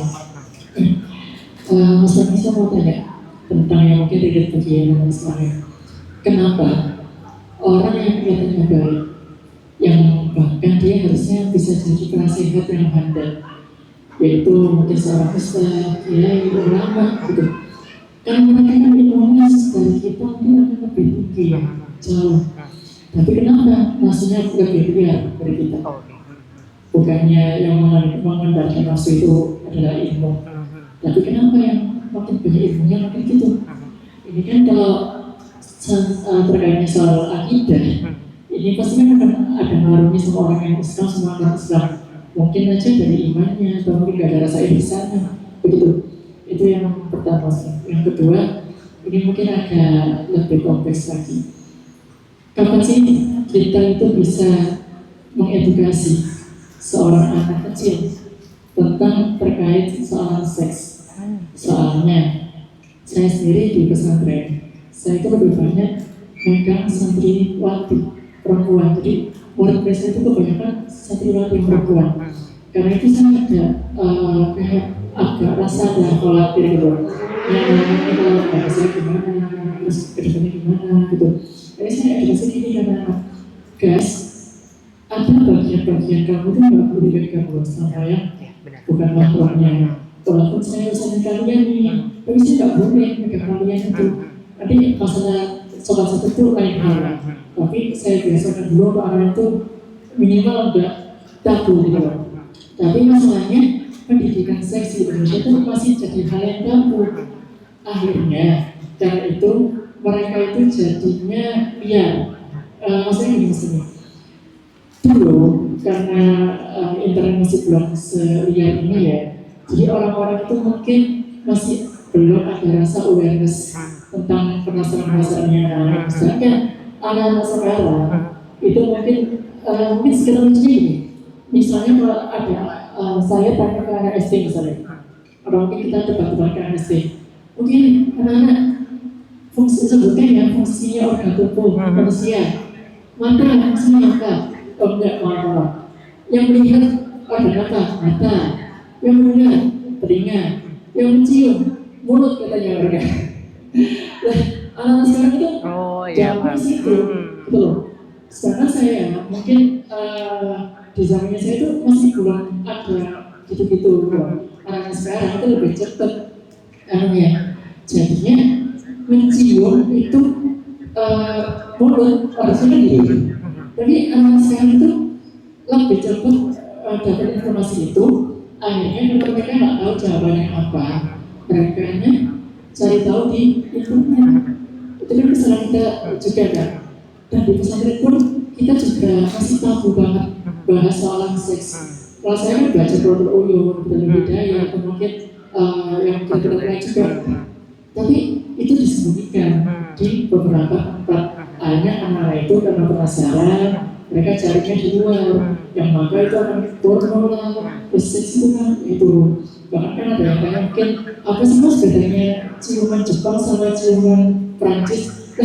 Saya bingung. Mungkin ciuman Jepang itu sushi gitu ya, karena kan hidup sih. Gak taunya porno.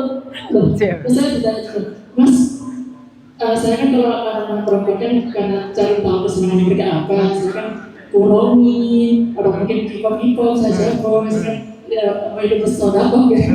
Kalau anak-anak ini saya nggak tahu gitu loh. Hanya saya tanya, Mas, kamu tahu Davina Karamo nggak? Hah? Apa itu? Allah Mas, itu kurang ekspor. Bukan apa Mas, tapi siapa?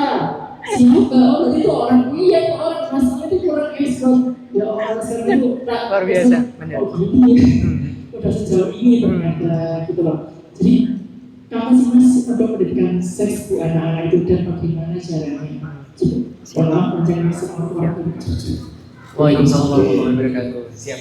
Boleh langsung dijawab ya? Boleh Pak. Siap. Menarik banget. Pertanyaan pertama itu menarik banget sih. Kenapa justru ada pertanyaan tadi, orang-orang yang berilmu itu ternyata nafsunya lebih liar daripada orang-orang yang dalam tanda kutip tidak berilmu gitu ya. Dengan which is katanya padahal harusnya syahwat itu membutuhkan ilmu untuk menuntunnya. Tapi kok pada kasus ini ilmu mereka makin tinggi, syahwatnya makin tidak terkendali. Oke, menarik banget. Teman-teman tahu nggak kenapa kemaksiatan itu bisa terjadi?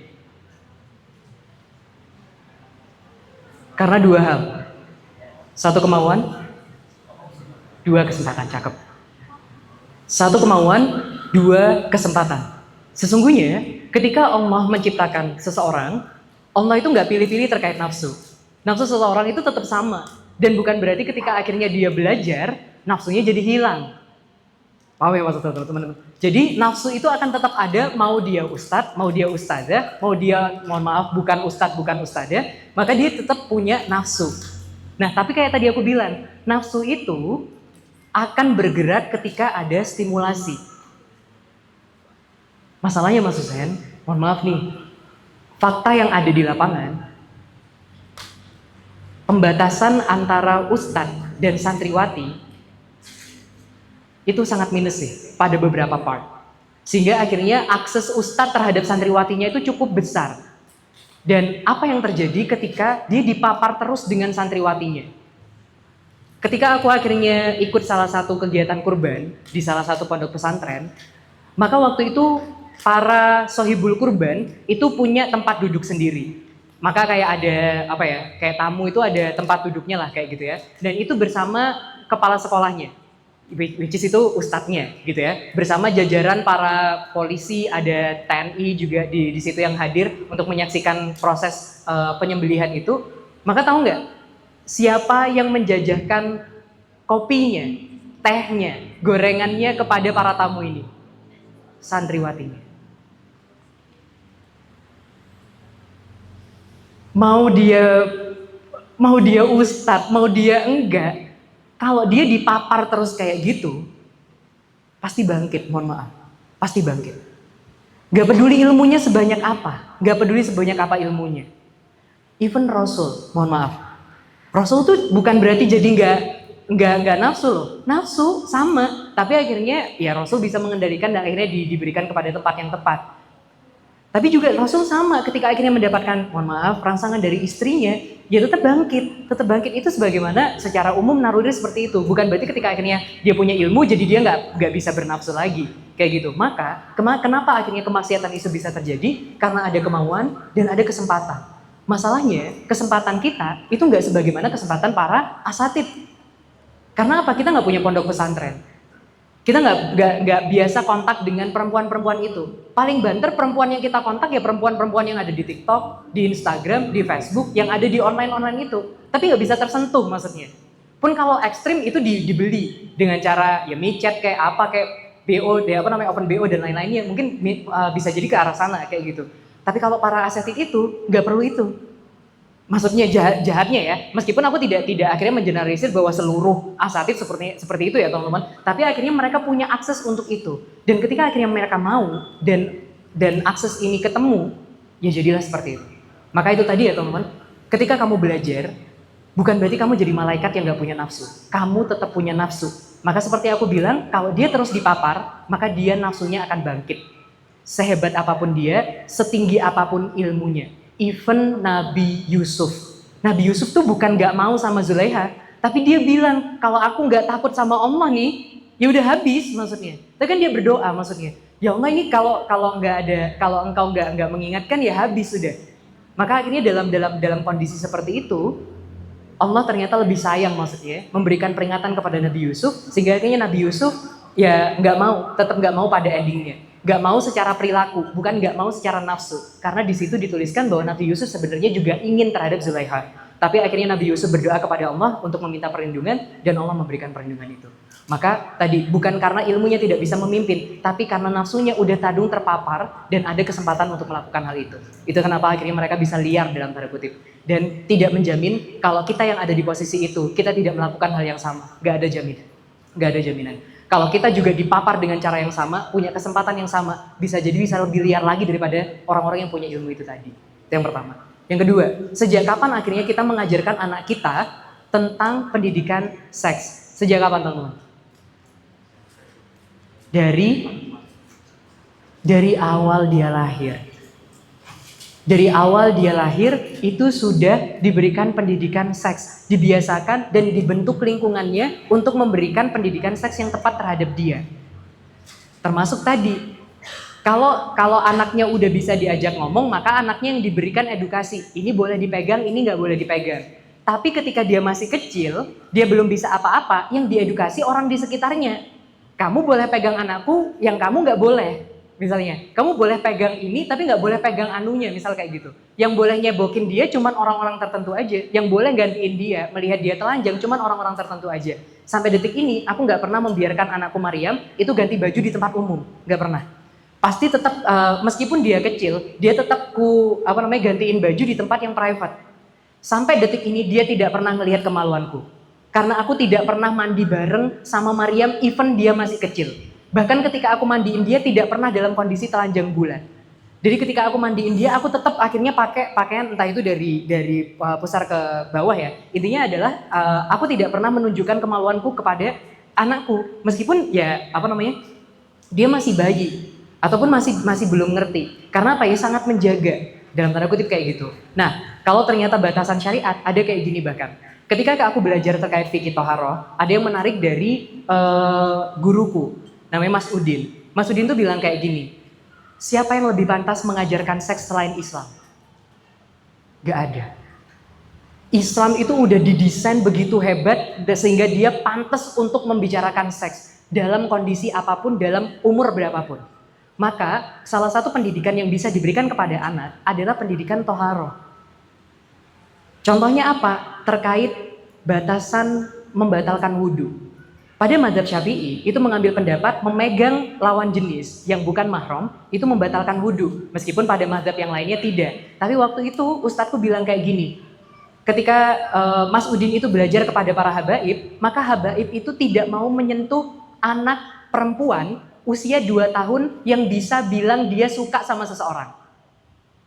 Ketika jadi batasannya bahkan bukan mumayyiz. Batasannya bahkan bukan balik, tapi batasannya adalah rasa kecenderungan. Ketika ada satu anak umur 2 tahun, dia bilang kayak mulai kesemsem ketika lihat laki-laki ini, ketika kesemsem lihat laki-laki itu, maka saat itu dia sudah tidak boleh dipegang. Itu bahkan batasan yang diberikan oleh Mas Udin yang ngajarin kita waktu itu. Tapi berbeda dengan kalau cowok. Kalau cowok waktu itu ya balik. Mumayyiz. Ketika mumayyiz itu dia ketika udah bisa membedakan benar salah, udah nggak bisa menyentuh perempuan yang bukan mahram dia. Jadi udah diajarin ketika dia mumayyiz. Kalau cewek saat dia muncul kecenderungan, itu sudah tidak dipegang lagi, sudah tidak dipegang lihat sembarangan orang semenjak muncul kecenderungan. Termasuk anakku. Anakku itu di usia 2 tahun waktu itu ngelihat teman kerjaku ya maksudnya, dia malu maksudnya. Dia malu pada beberapa salting seperti itu. Artinya dia sudah tahu rasa suka, rasa malu. Nah saat itu dia harus dibatasin dengan ada yang boleh megang, ada yang nggak boleh pegang. Pun meskipun aku tidak strict itu ya, pada beberapa part orang yang mau gendong ya boleh, tapi nggak boleh pegang yang aneh-aneh maksudnya. Pun aku batasin seperti itu. Jadi di dalam Islam sendiri udah diajarin caranya kayak gimana. Kalau di karangan para habaib seperti yang aku bilang, anak umur 2 tahun perempuan ketika muncul kecenderungan dia sudah tidak boleh sembarangan dipegang. Kalau untuk anak laki-laki ketika dia mumayyiz maka dia sudah tidak lagi sembarangan dipegang dan tidak boleh lagi sembarangan melihat. Kalau lebih kayak gitu, semoga bisa menjawab. Siap, oke. Kira-kira Mas sudah puas atas jawabannya? Puas. Untuk selanjutnya untuk penanya apa saya bertanya, mohon maaf satu orang boleh ya Pak? Siapa? Oke. Yang mana? Boleh diperkenalkan terlebih dahulu. Waalaikumsalam warahmatullahi wabarakatuh. Jadi saya merasa ada di dekat rumah saya fenomena santriwati suka sama jenis dengan santriwati. Nah, pesantren ini memang dia itu pengikutnya bisa antara santriwan dan santriwatinya. Nah, terus kedengaran sampai pondok saya. Kalau di situ kami diskusi, ada statement dari teman saya itu bilang seperti ini, bahwa kenapa fenomena lesbi ataupun gay itu bisa terjadi di pondok pesantren itu bisa, karena di situ tidak ada lawan jenis. Jadi dia menaruh rasa sukanya itu kepada sesama jenis. Nah, menurut tanggapan Ustaz tentang fenomena seperti itu seperti apa? Oke. Siap. Jawaban singkat tidak tepat.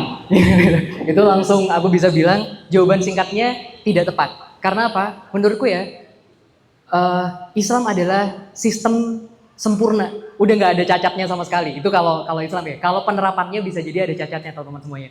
Nah, di dalam Islam, laki-laki dan perempuan itu dipisah secara sempurna. Kecuali pada beberapa part. Contohnya adalah majelis ilmu. Dalam majelis ilmu, pada beberapa part kita bisa ketemu. Misal dari gitu. Ada juga pada beberapa part, yaitu adalah jual beli. Jual beli itu boleh cowok cewek, cewek cowok itu boleh, cewek cewek, cowok cowok itu boleh. Majelis ilmu boleh cowok cewek, cewek ngajarin cowok, cowok ngajarin cewek boleh.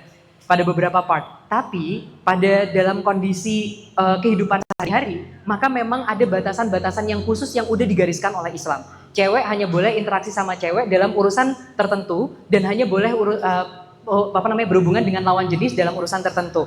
Pun sama dengan ketika cowok, begitu juga kepada cewek. Nah, terus abis itu ada yang muncul gini, ya dia nggak pernah tahu cewek sih, makanya dia akhirnya suka sama cowok gitu. Dia nggak pernah tahu cowok sih, makanya dia akhirnya sukanya cewek sama cewek. Itu nggak tepat teman-teman semuanya. Kenapa? Karena gini, sebenarnya kayak aku bilang tadi, otak itu tidak bisa membedakan mana yang benar dan yang salah. Dia hanya merekam setiap referensi yang masuk kepada dia. Masalahnya ketika referensi itu masuk, dia juga nggak ngerti apakah referensi ini benar atau salah. Sebagaimana ketika dia dilecehkan dan dia ngerasain nikmat, otaknya merekam ini nikmat.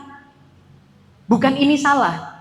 Kalau tidak ada referensi yang lain, maka ini nikmat, itu yang muncul. Nah, apa yang terjadi dalam kondisi cewek-cewek, cowok-cowok sebenarnya di pondok pesantren? Jawabannya gini. Ketika akhirnya seorang itu tumbuh teman-teman semuanya, maka secara default dia itu butuh namanya dicintai. Dia butuh untuk dicintai, itu secara default. Maka cewek ketika akhirnya dipeluk dan dia ngerasa seneng, saat itu di dalam otaknya peluk seneng.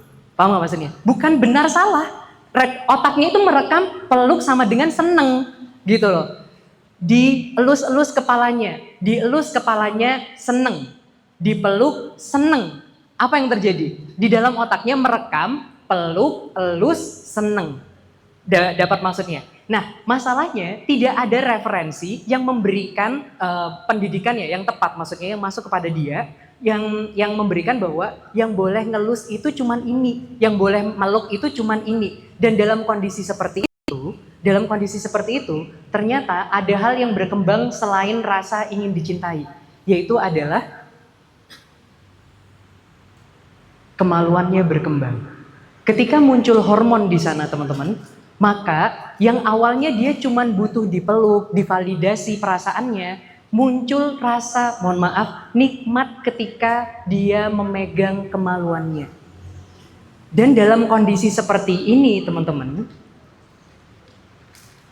dia mencampur adukan rekaman tadi dengan pengalaman yang satu ini. Paham maksudnya?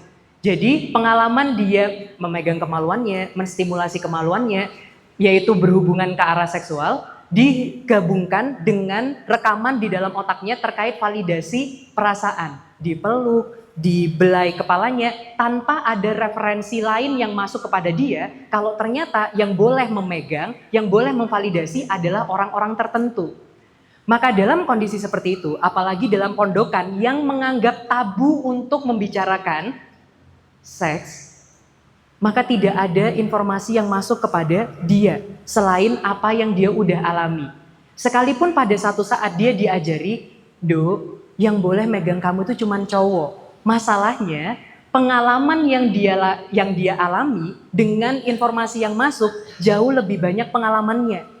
Lebih banyak dia megang temennya, lebih banyak dia tidur bareng temennya, lebih banyak divalidasi sama temennya. Maka sekali lagi aku bilang, otak fungsinya cuman merekam. Masalahnya rekaman terkait informasi yang benar dengan rekaman perasaan yang timbul saat dia melakukan aktivitas itu lebih banyak rekaman aktivitas yang dia lakuin.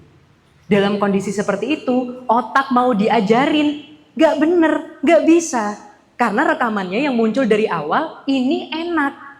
Akhirnya kecampur. Dalam kondisi seperti itu, dia butuh pendidikan yang lebih mantep. Pembatasan terhadap hubungan dengan sesama jenisnya. Dan akhirnya konsultasi yang lebih intens. Dan saat itu tidak boleh dia, tidak boleh terlalu banyak melakukan aktivitas sesama jenis. Karena kalau itu tetap dibuka ruangnya, maka otaknya nggak bisa kembali lagi ke bentuk semula. Atau sulit untuk belajar hal baru untuk berubah ke bentuk yang baru. Dan itu berlaku untuk cowok. Kenapa di dalam Islam tidak boleh satu selimut? Kenapa di dalam Islam tidak boleh melihat kemaluan cowok lainnya? Karena kalau rekaman ini terjadi dalam ketika teman-teman itu bangkit hasratnya atau secara matang kemaluannya, maka bisa jadi rekaman ini tercampur. Informasi ini tercampur sebelum informasi yang tepat itu masuk. Dalam kondisi seperti itu, maka dia menganggap bahwa dipegang teman itu enak. Melihat kemaluan teman itu enak. Dan dalam kondisi seperti itu akan susah untuk memperbaikinya. Kecuali pengalamannya diputus, informasinya ditambah dengan baik. Makanya pada beberapa part LGBT itu tidak dibiarkan untuk menikah. Tahu nggak kenapa? Karena memang bukan solusinya. Solusinya adalah pertama, mengkat stimulasi dari luar yang mengarahkan kepada LGBT. Yang kedua, memberikan informasi yang tepat sampai otaknya kembali dalam berpikir yang selurus itu seperti apa. Dan ini bisa jadi lifetime untuk mengubah kembali. Karena dia menjadi titik itu juga tidak dalam waktu sejenak. Itu dipengaruhi oleh banyak hal kayak gitu. Dapat dipahami nggak maksudnya teman-teman?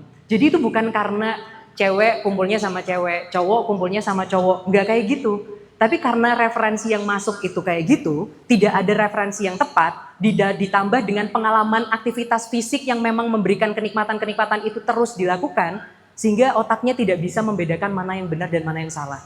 Dan ketika dia dibilang benar dan salah pun, otaknya tidak bisa menghapus rekaman yang dulu yang lebih kuat. Apalagi ketika rekaman ini diberikan dalam golden age seperti anakku. Itu sangat susah untuk dicabut. Sangat susah untuk dicabut. Makanya pelecehan seksual ketika kecil itu dampaknya jauh lebih mengerikan daripada pelecehan seksual ketika dewasa. Bukan berarti akhirnya ketika dewasa lebih rendah ya. Tapi akhirnya ketika kecil kenapa? Karena dalam kondisi seperti ini otaknya merekam lebih kuat daripada ketika kita udah dewasa. Karena ketika dewasa intensitas kita itu mengkonsumsi informasi itu jauh lebih banyak daripada anak-anak. Sedangkan anak-anak terbatas dengan ruang lingkup, dia gerak di rumah aja atau dengan beberapa orang aja. Bisa dipahami ya maksudnya? Nah, jadi itu salahnya bukan karena cowok kumpulnya sama cowok terus, cewek kumpulnya sama cewek terus. Tapi karena tidak ada referensi yang tepat yang masuk kepada dia dan karena terlalu banyak aktivitas fisik yang menimbulkan perasaan enak atau nikmat yang dia alami selama ini yang tidak diputus sehingga itu bercampur ketika dia akhirnya mengalami pubertas atau ketika akhirnya hormonnya mulai bekerja dan akhirnya otaknya kebingungan dalam mencampurkan dua informasi ini. Bisa ditangkap ya teman-teman? Jadi sekali lagi bukan salah pondokannya, bukan berarti anak pondokan cowok harus dipapar dengan cewek, harus anak pondokan cewek harus dipapar dengan cowok akhirnya bisa jadi normal. Enggak seperti itu juga. Karena apa? Buktinya di barat mereka sebebas itu juga tetap LGBT. Juga tetap LGBT. Jadi tidak bisa dibilang bahwa pemisahan antara cowok dan cewek itulah yang menyebabkan LGBT terbentuk.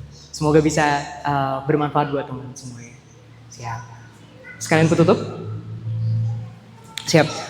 Aku pernah bikin satu konten ya, yang Aku bilang kayak gini, maksiat yang kita ajarkan kepada otak kita secara bertahun-tahun itu nggak mungkin untuk hilang dalam waktu semalam. Tapi teman-teman semuanya, bertahanlah. Apapun resikonya, apapun konsekuensinya.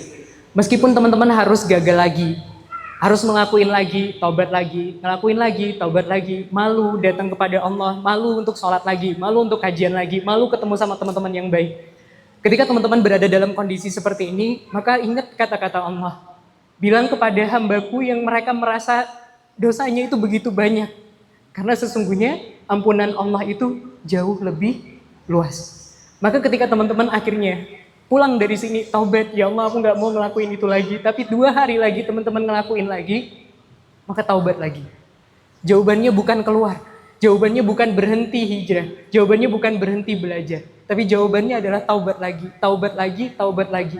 Maka ketika itu adalah kemaksiatan kita yang ke-1000, maka semoga kita dipertemukan dengan ketaubat kita yang ke-1001.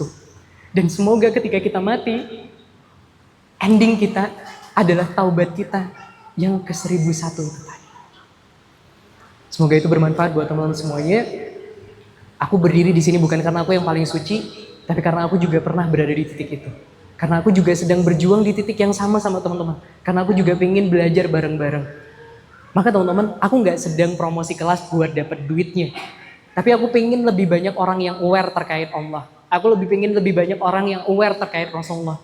Banyak orang yang akhirnya aware terkait Islam. Maka aku ngajak buat teman-teman yang akhirnya pengen belajar Islam dari dasar, bener-bener tahu Islam tuh harusnya belajar dari mana sih? Ya Allah, aku kalau pengen jadi lebih baik aku harus kayak gimana sih? Teman-teman bisa ikut kelas eksekutif Yuk Ngaji. Dan ini aku bilang buat teman-teman semuanya, kalau teman-teman ada hambatan masalah biaya, bilang ke kita. Karena yang kita incer bukan uang teman-teman. Yang kita pingin adalah teman-teman punya ruang untuk belajar lebih dekat sama Allah, lebih dekat sama Rasulullah. Kurang lebih itu aku kembalikan kepada MC.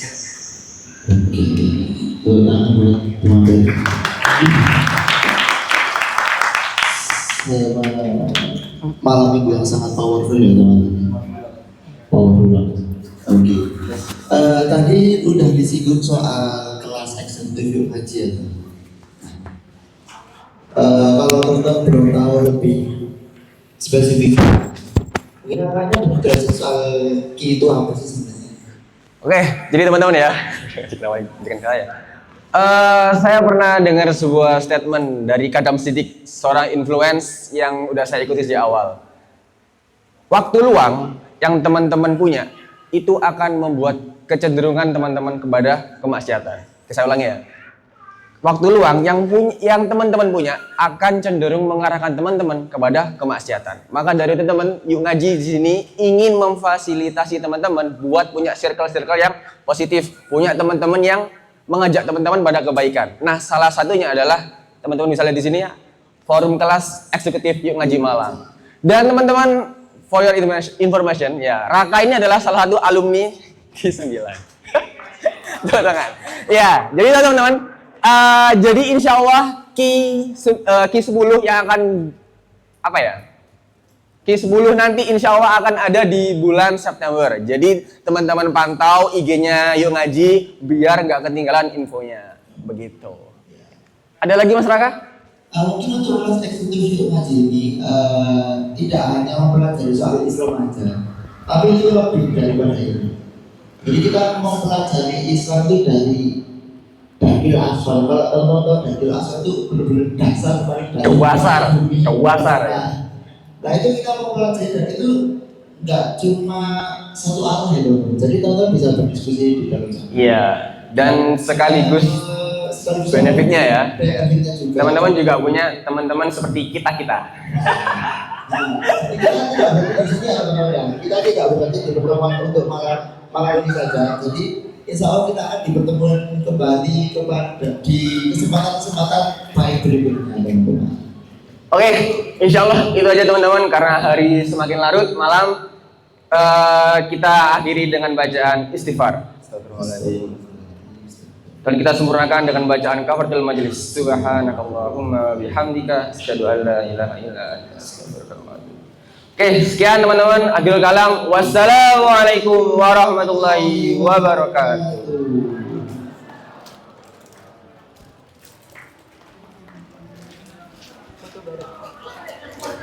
Betul. Announcer. Oh ya,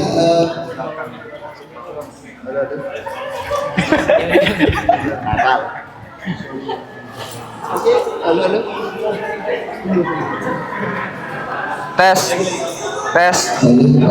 teman-teman,